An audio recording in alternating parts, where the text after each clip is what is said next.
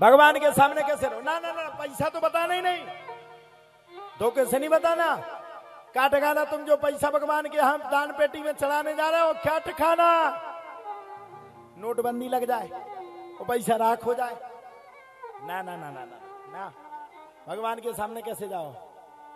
निर्मल, हे प्रभु आप मेरे हो। मैं संकट मोचन के सामने जाता हूं, कहते आप मेरे हो। आप विश्वास मानिए हरि सिंह जी, आज मेरे पास जितनी ख्याति है ये मेरी नहीं है, ये मेरी कोई कृपा नहीं है। मेरी कृपा मत मानना आप, ये किसकी है? मेरे संकट मोचन की। पिछली बार मैंने इसी मंच पे, आप नहीं थे, आप थे पिछली बार, इस मंच पे इसी जगह पे खड़े होकर के एक ऐलान किया था कि मैं गरीब बेटियों की शादी करूंगा। ये ऐलान मैंने किया था। आप बताओ, क्या आपको पता था 1 साल पहले कि आप इस ऐलान के बाद यजमान बनोगे? पता था? आपको तो 2 ही महीना पहले पता चला कि हमें यजमान बनना। मैं पहुंच करके बैठ गया। बैठ करके मैंने कहा मेरी औकात नहीं है, मेरी इतनी बड़ी औकात नहीं है, 11 शादी कहां से करूं? मैंने कहा आपके मंदिर में मैंने बोल दिया, मंच से बोल दिया, अगर वो 11 शादी अगर नहीं हुई तो धाम पर कोई भरोसा नहीं करेगा, गरीब बेटियों का घर नहीं भरेगा। ये मैंने कहा। बैठा था 3 महीने तक मैं अनायास परेशान रहा। अब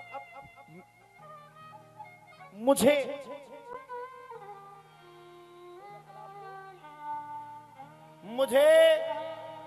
संकट मोचन सरकार आजमा रहे थे।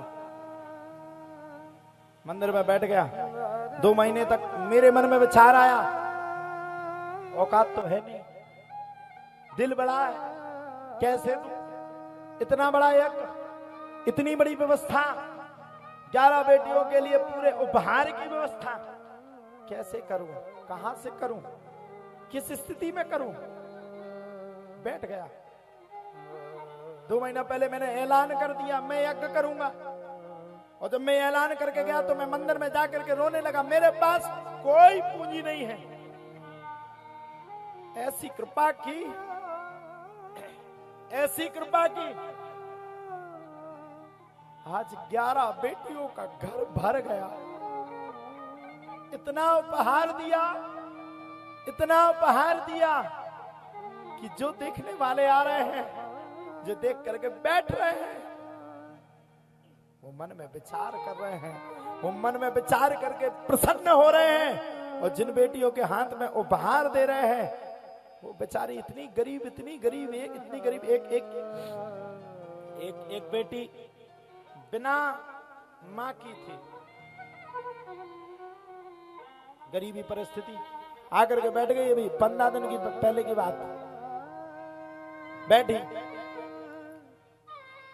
सीधी, गरीबी के दिन, शादी तय हो गई, आकर के बैठ गए। मैंने पूछा बेटा क्या नाम? उसने शायद अपना कोई नाम बोला, बोले शायद निधि वर्मा नाम है मेरा। तो बैठी थी तो मैंने कहा बेटा ऊपर बैठ जाओ सोफा पे। रोने लगी, बोले महाराज जी हम छोटी जाति से हैं, ऊपर नहीं बैठ सकते।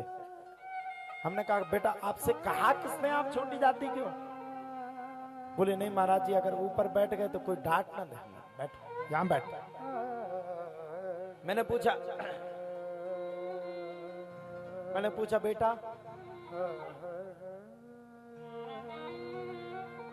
शादी में माता जी तो आएंगी। फूट फूट करके रोने लगी। मैंने कहा बेटा मैंने कुछ गलत पूछ दिया? कहती नहीं महाराज जी मां नहीं है, मां बचपन में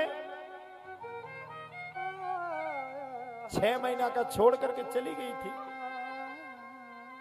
मैंने कहा फिर पिताजी क्या करते? बोले जमीन घर में है नहीं। महाराज जी पिताजी ने शादी तय कर दी, लेकिन इतनी अच्छी परिस्थिति नहीं कि शादी हो जाए, इसलिए आपके दरवाजे पर आई हूं।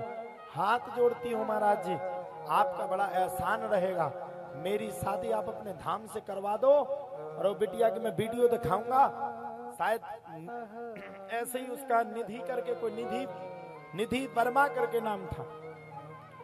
बैठ करके रोई